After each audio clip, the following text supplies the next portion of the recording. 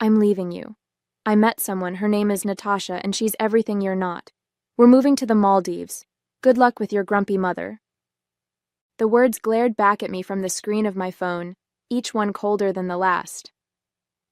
I sat in my mom's hospital room, the faint beeping of machines blending with the hum of the overhead lights. Her breathing was steady for now, her frail body finally at rest after another difficult day. Michael didn't even have the decency to call. Just a text, cruel and dismissive, like the last 3 years of our marriage meant nothing. I'm Jennifer, 33 years old, and up until now I thought I had my life mostly together. My dad passed away when I was in my 20s, leaving behind my mom, who I've been caring for since she got sick. Michael always made it clear that he wasn't a fan of this arrangement. "It's not like she's your responsibility," he'd say, rolling his eyes when I had to miss a dinner or cancel plans to take care of her. "You need to focus on us, not her." In hindsight, it's not surprising that he'd do something like this. Michael had always been selfish, but I thought I could handle it. Thought I could help him grow into someone better. I reread the text and put my phone away. There was no point dwelling on it now. My focus needed to be on my mom. When I finally left the hospital late that night and headed back home, the full weight of Michael's betrayal began to sink in. I opened the door to the house we shared, a space that suddenly felt unfamiliar, and let out a deep sigh. As I dropped my bag onto the couch, something caught my eye. The diamond necklace my dad had given me, sitting exactly where I'd left it on my dresser. Or at least, I thought it was the necklace. I picked it up, turning it over in my hands. It looked right at first glance, but something felt off. It seemed lighter than I remembered. I traced my finger along the clasp, noting the faint scratch marks that hadn't been there before. A wave of unease washed over me, but I pushed it aside. Maybe I was just tired. An hour later, as I was unpacking, my phone buzzed with an alert. I glanced at the screen and froze. Security alert. Item has been moved from its designated location. I stared at the notification in disbelief. The tracking chip embedded in the clasp of my necklace, a precaution my dad insisted on when he gifted it to me, had been activated. The system had a delay, so Michael should have taken it a few hours earlier. The real necklace wasn't here. Michael didn't just leave me. He stole it. My hands tightened around the fake as I sat down, my mind racing. Michael thought he could betray me and run away with his mistress. He had no idea who he was dealing with. The realization hit me like a wave. Michael hadn't just walked out on me. He'd taken the most precious thing I owned. Sitting on the couch with the fake necklace in my hands, my mind raced through every possibility. When had he done it? How long had he been planning this? The thought of him sneaking into our bedroom, replacing the necklace with a cheap forgery, made my stomach churn. The diamond necklace wasn't just jewelry. It was my dad's final gift to me, a symbol of his love and pride. Losing him had been the hardest thing I'd ever faced, and this necklace was one of the few tangible pieces of him I had left. Michael knew that. He knew what it meant to me, and he still took it. I opened the tracking app tied to the security chip embedded in the real necklace. The blinking dot on the map told me exactly where it had been taken, a pawn shop 3 miles away. My jaw tightened as the anger began to build. How dare he? The realization settled deeper into my bones. Michael had been planning this for a while. His abrupt text message, the way he didn't even try to justify his actions. It was all part of his escape plan. But the question remained, why? I called the pawn shop, forcing my voice to stay calm. "Hi, I'm calling about a diamond necklace that may have been brought into your shop recently. It has a security chip, and I just received an alert about its location." There was a pause before the man on the other end replied, Yeah, we had a piece like that come in this morning. A guy sold it. Tall, dark hair, seemed a little jittery." "Michael, do you still have it?" I asked, my heart pounding. "Not anymore," he said. "We reported it to the authorities when we noticed the security chip. It flagged as stolen, so it's out of our hands now. You might want to contact law enforcement." I hung up and stared at the wall, the full weight of the situation sinking in. Michael had not only betrayed me, he had stolen from me and left a trail of evidence behind. My sadness turned into determination. I wouldn't let him get away with this. If he thought he could walk away from our marriage with my father's necklace and live happily ever after in the Maldives with his mistress, he had another thing coming. The next morning, I contacted law enforcement and provided them with all the details: the tracking chip's data, the pawn shop's report, and Michael's suspiciously timed departure were enough to catch their attention. An investigator from the FBI got involved, and they assured me that cases like this weren't uncommon. "We'll handle it," the agent said firmly. "A high-value item like this won't just disappear." Hearing those words gave me a sense of relief, but only a little. The diamond necklace wasn't just a high-value item, it was irreplaceable. As the hours passed, I pieced together the puzzle. Michael's betrayal wasn't just a spur-of-the-moment decision. The fake necklace, the sudden text, and the pawn shop visit all pointed to a carefully planned scheme. I scrolled through his social media, a habit I'd developed to track his erratic behavior over the years. That's when I found it. A photo posted just a few hours earlier. Michael was lounging on a pristine white sand beach, sunglasses on, a cocktail in hand. Sitting next to him, grinning like she'd won the lottery, was Natasha. She was everything he claimed I wasn't: young, carefree, and utterly clueless about the mess he'd left behind. The caption read, "Finally living the dream. Maldives life. New beginnings." My stomach churned, but not with sadness. Anger bubbled to the surface, sharp and unrelenting. He thought he was untouchable. He thought I'd sit here broken and powerless while he lived out his fantasy. But Michael didn't know me as well as he thought. I spent the rest of the day gathering every piece of evidence I could find: bank statements, messages, even receipts from the pawn shop that the investigator forwarded to me. Each document painted a picture of a man desperate to escape his failures, willing to betray the person who had supported him through every stumble. That evening, the investigator called with an update. "We've traced the funds he received from the pawn shop. It looks like he funneled the money into an offshore account before leaving for the Maldives. We're coordinating with local authorities there to freeze the account and recover the necklace."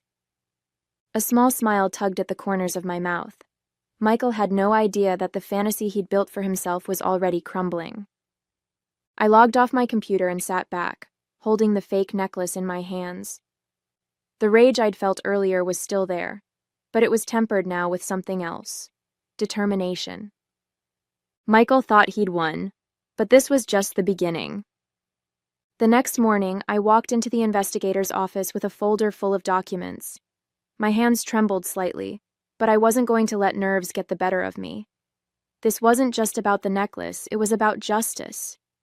Detective Chambers greeted me with a firm handshake. "Jennifer, thank you for coming in.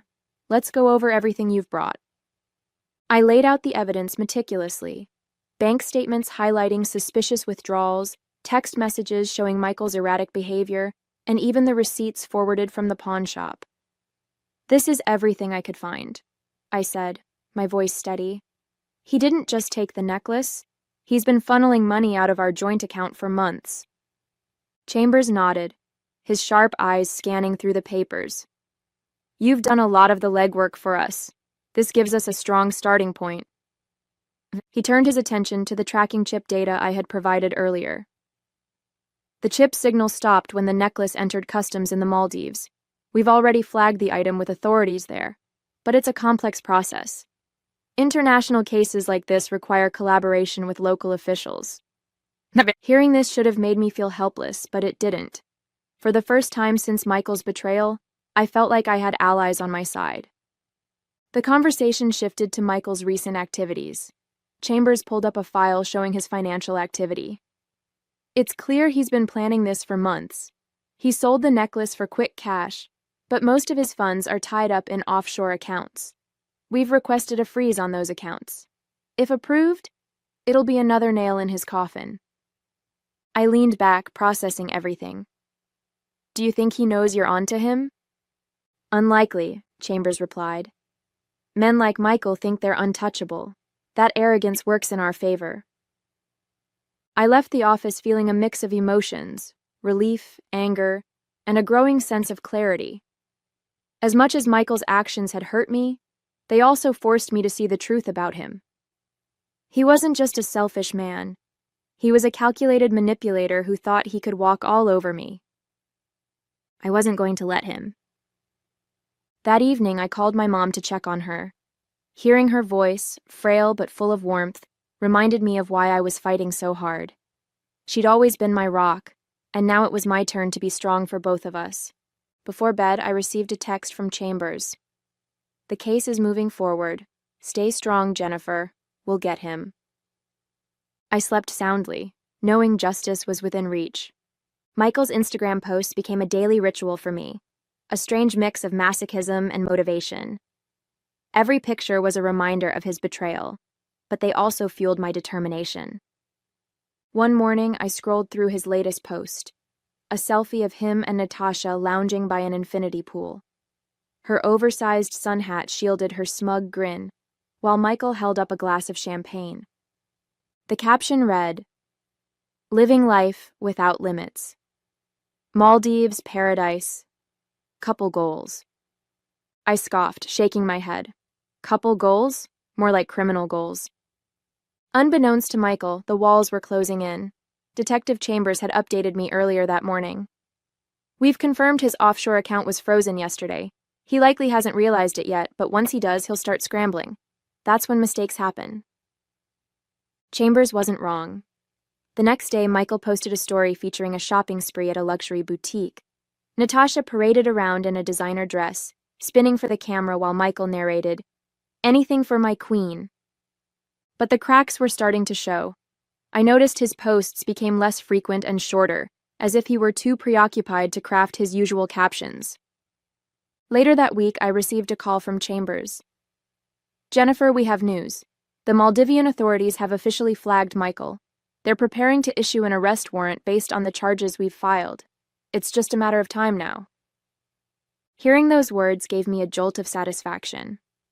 Michael had played his cards, thinking he held all the power.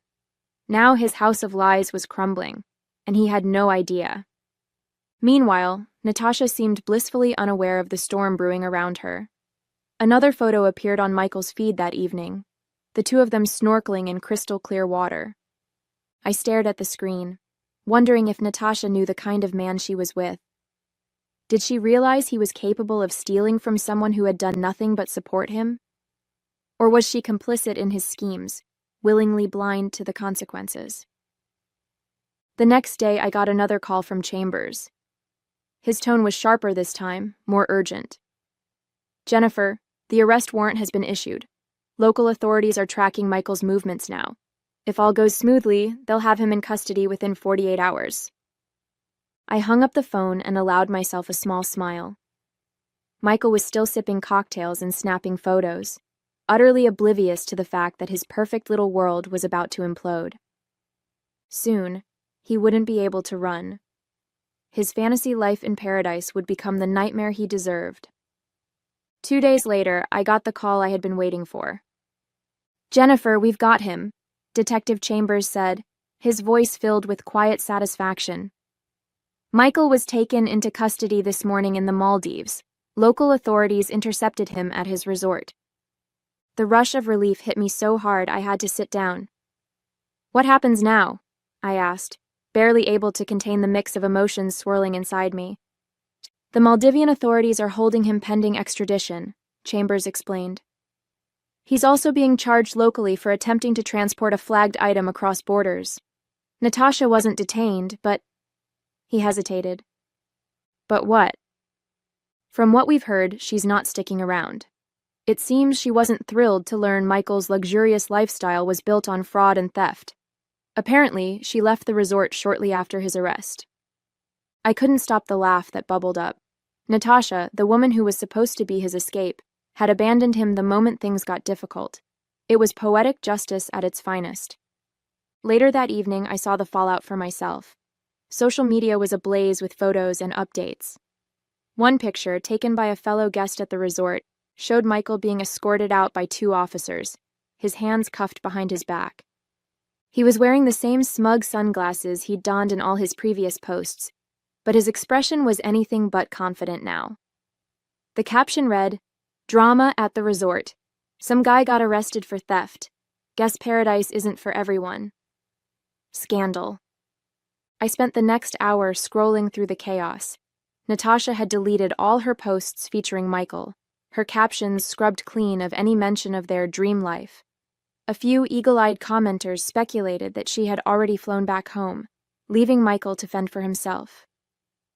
It wasn't long before my phone buzzed with a message from Detective Chambers.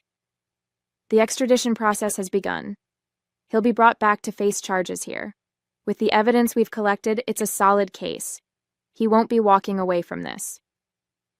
For the first time since this nightmare began, I felt something close to peace. Michael, who thought he could steal my father's necklace, my money, and my dignity, was now sitting in a Maldivian jail cell with nowhere to run. And Natasha? She had distanced herself so completely that it was as if their whirlwind romance had never existed.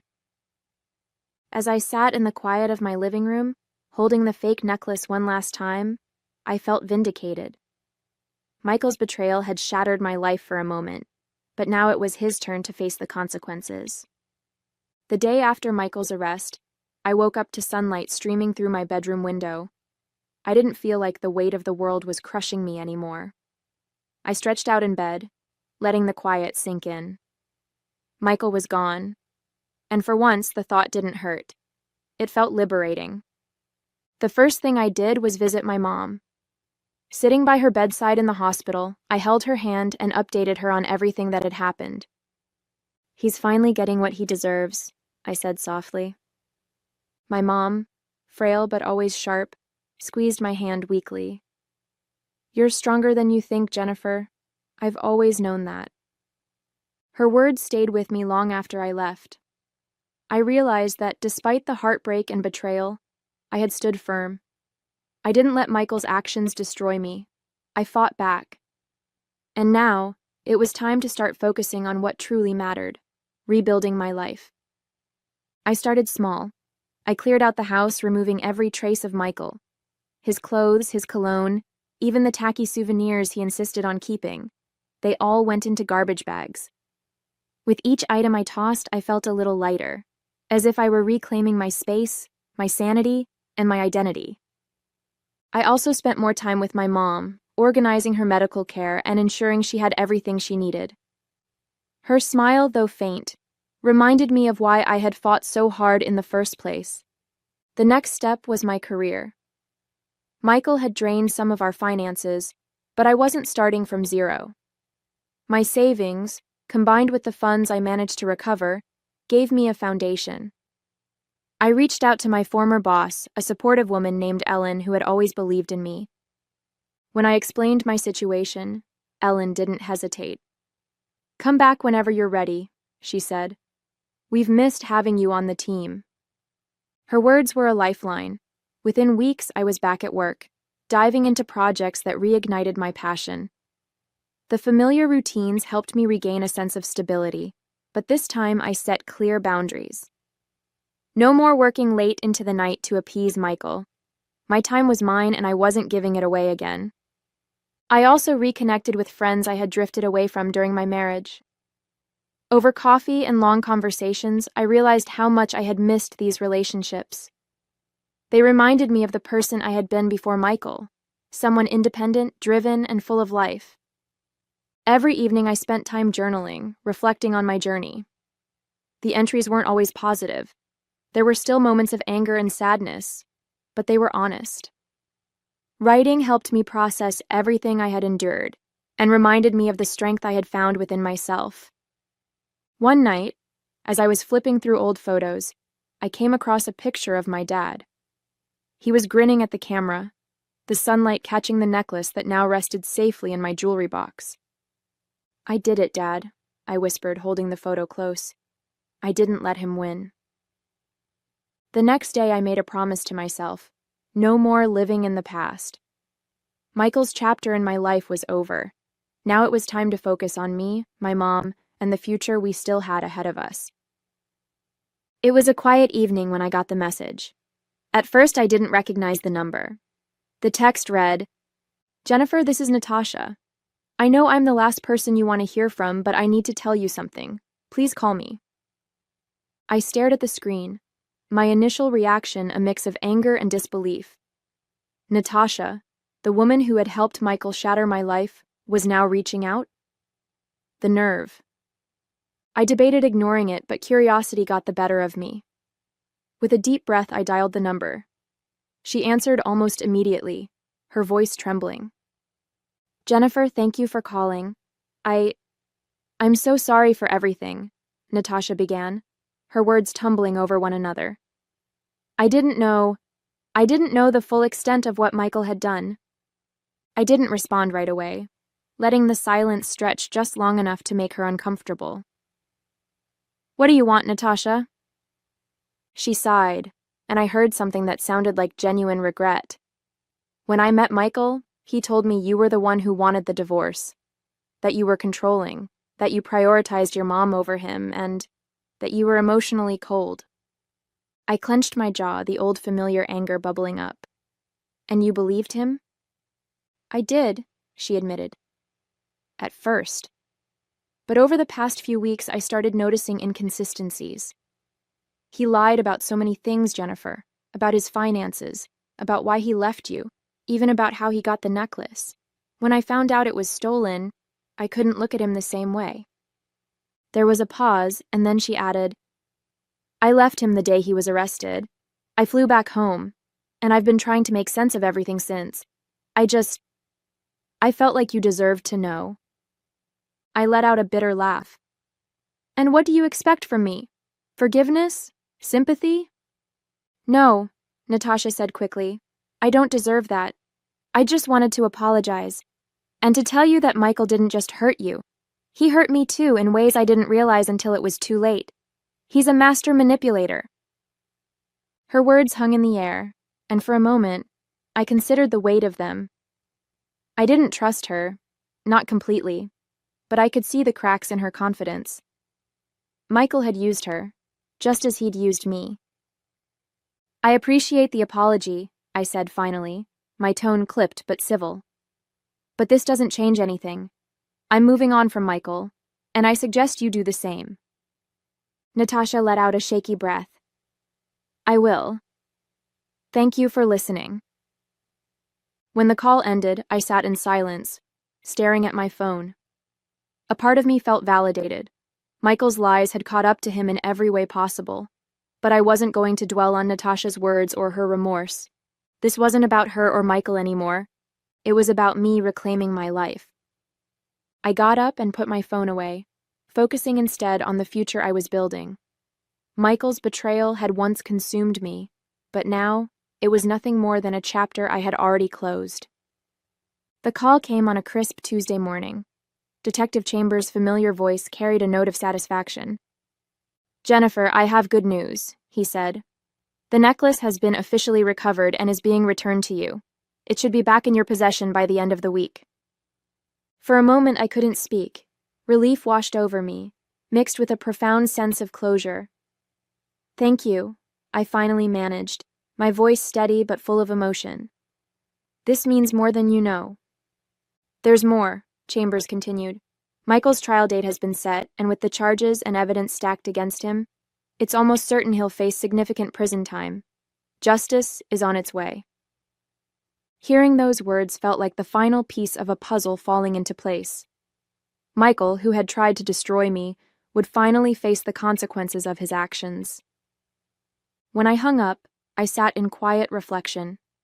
My father's necklace, the one tangible connection to his love and strength, was coming home. Michael's theft had been a desperate attempt to erase my sense of stability, but it had only proven how resilient I truly was. Looking out the window, I felt a surge of pride. I had faced betrayal, fought back, and emerged stronger. The day the necklace arrived, I picked it up from the investigator's office. Holding it in my hands, I felt an overwhelming sense of peace. It sparkled just as brightly as it had the day my dad gave it to me. It wasn't just a piece of jewelry. It was a symbol of resilience, of love, and of everything I had overcome. That evening, I sat with my mom in her hospital room, the necklace resting around my neck. Her eyes lit up when she saw it, a rare moment of clarity breaking through her usual fatigue.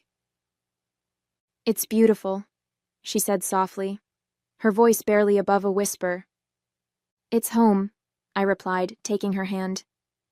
As I sat there, an idea began to form. My mom had been through so much, watching her health decline, knowing how much I had sacrificed for her. She deserved something to look forward to, a chance to create new memories. That night, I began planning. A trip for the two of us, somewhere meaningful, yet peaceful. I thought about the places my dad had always wanted us to visit together, settling on a quiet coastal town he had loved as a child. The next morning, I shared the idea with her. "Once you're feeling better, we're going," I said, showing her photos of the town. Her smile, faint but genuine, was all the confirmation I needed. This wasn't just about the trip.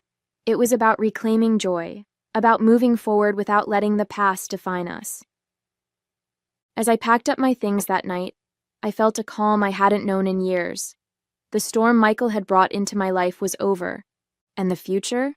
It was mine to build, one step at a time.